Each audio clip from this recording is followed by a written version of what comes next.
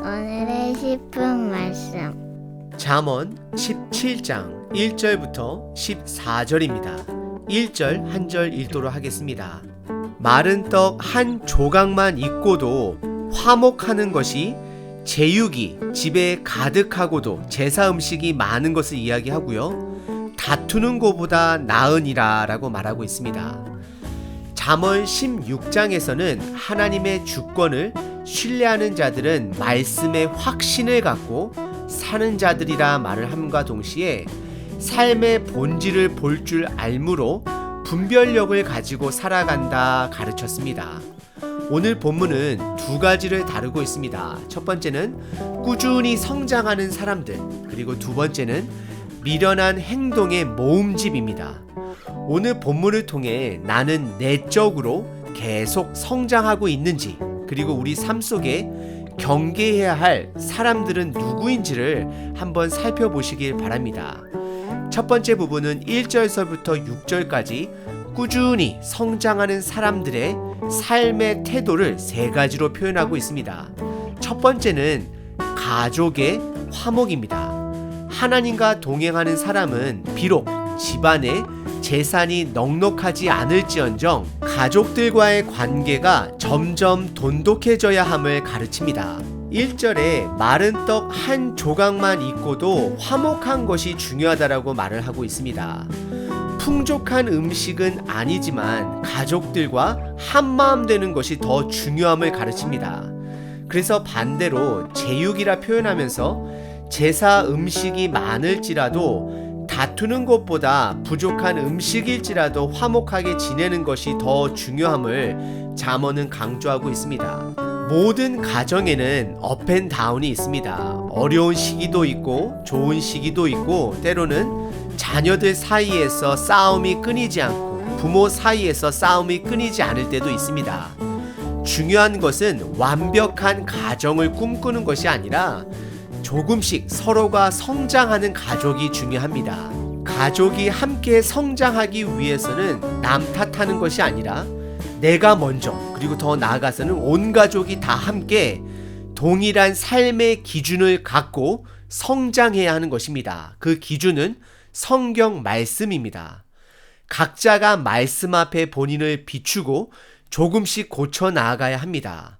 그리고 성장하는 사람들의 두 번째 삶의 태도는 2절에 후천적으로 성장하는 사람들입니다. 이것은 성실하게 노력하는 것을 말하고 있습니다. 2절에 슬기로운 종, 성실하게 꾸준히 노력하는 종은 부끄러운 짓을 하는 주인의 아들을 다스린다라고 성경은 표현합니다.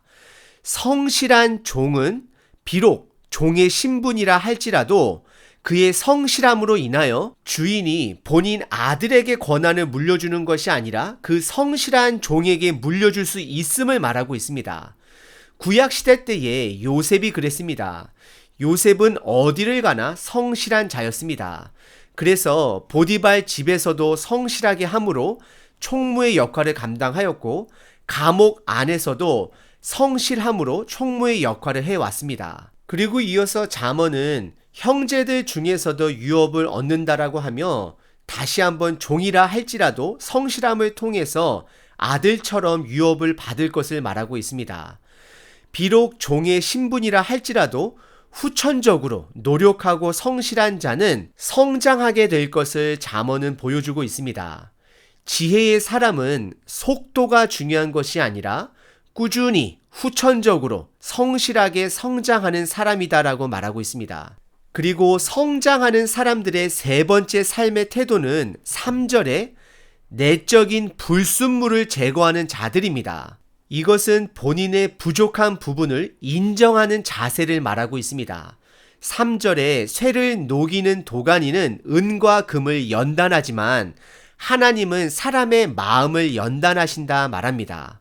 하나님은 우리의 마음속에 있는 불순물을 성경 말씀과 삶을 통해 연단하고 있음을 성경은 말합니다.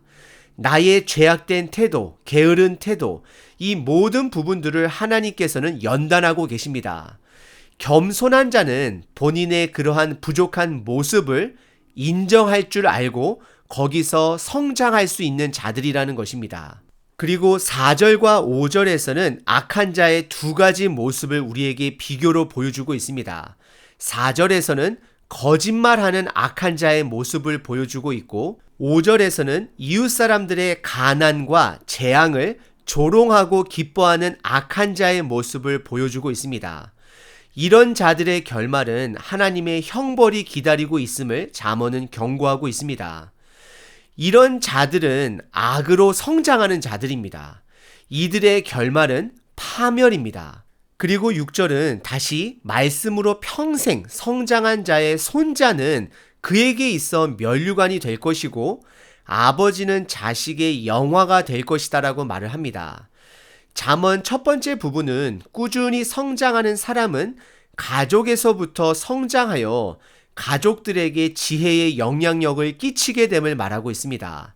저와 여러분들은 우리 가족들 속에 이런 지혜의 영향력을 서로 주고받는지 돌아보시길 바랍니다. 가장 중요한 것은 내가 먼저 그 지혜의 영향력을 시작하는 것이 중요합니다. 그리고 오늘 본문의 두 번째 부분은 7절서부터 14절까지 미련한 행동들의 모음집입니다. 잠언에서 말하는 미련한 자는 악한 자들을 말하고 있습니다. 두 번째 부분에서 말하는 미련한 행동은 우리 스스로가 과감하게 버려야 합니다. 그리고 혹시 우리 주변에 이러한 악한 행동을 가진 사람들이 있다라면 경계해야 하는 것입니다. 첫 번째 미련한 자의 행동은 거짓말하는 자들입니다.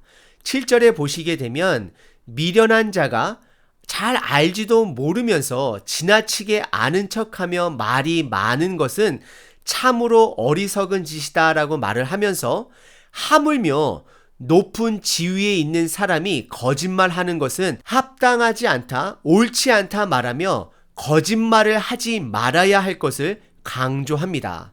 거짓은 어떤 모양이라도 버려야 합니다. 종교개혁자 마틴 루터는 거짓말에 대해 다음과 같이 말합니다. 한 거짓말을 참말인 것처럼 꾸미기 위해서는 항상 7가지 거짓말이 필요하다라고 말을 했습니다. 거짓말은 거짓말을 낳게 되고 결국 그 모든 것은 드러나게 되고 수치를 당하게 될 것입니다. 그리고 두 번째 미련한 행동은 뇌물을 주고받는 것입니다. 8절입니다.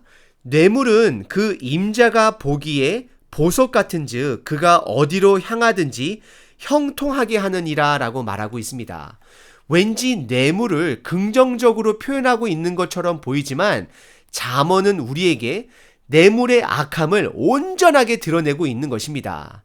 신명기 10장 17절에 보시게 되면 너희의 하나님 여호와는 신 가운데 신이시며 주 가운데 주시오 크고 능하시며 두려우신 하나님이시라.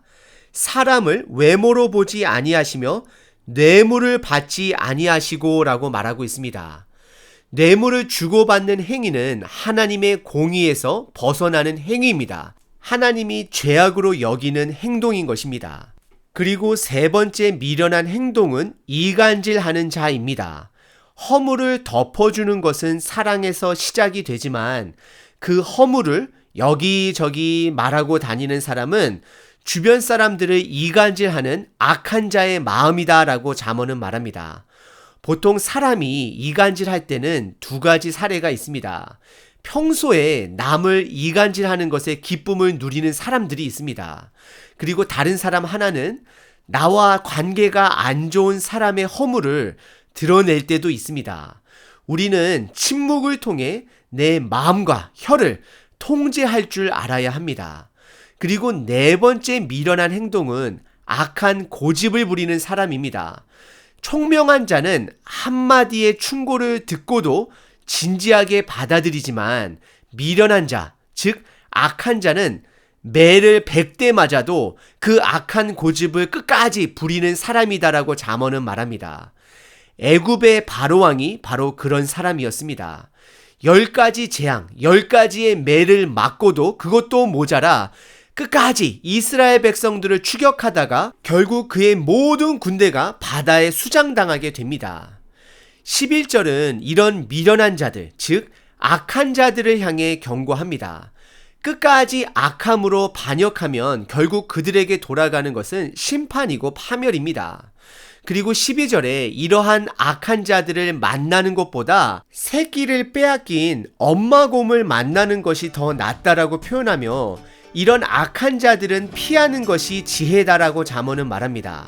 그리고 13절은 악의 심각성에 대해 다시 한번 강조합니다.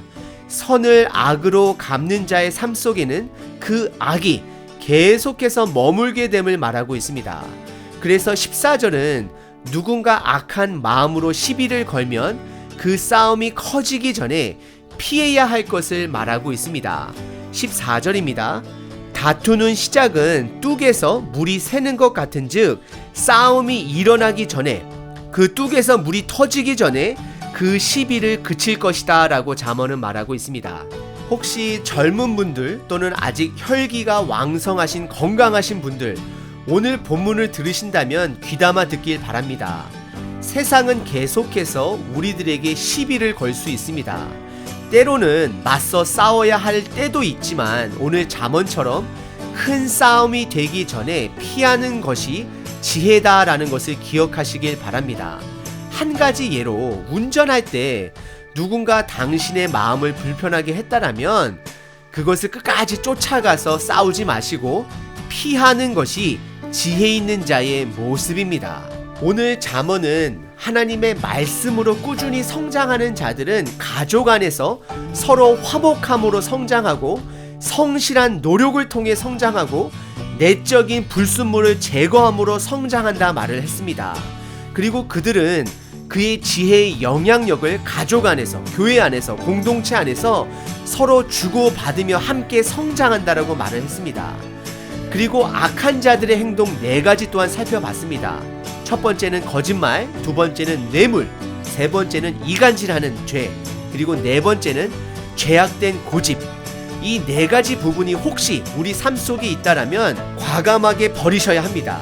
그리고 혹시 이런 악한 자들이 우리 주변에 있다라면 이들을 자주 만나는 것이 아니라 때로는 이들이 시비를 걸지라도 피해야 함을 잠언은 지혜다라고 가르치고 있습니다. 오늘 나의 가족을 한번 돌아보시고 내가 버려야 할 나의 불순물은 무엇인지 한번 점검해 보시고 오늘 하루 속에 혹시 악한 자들을 만나게 되면 피할 수 있는 그 지혜를 연습하는 하루 되시길 바랍니다.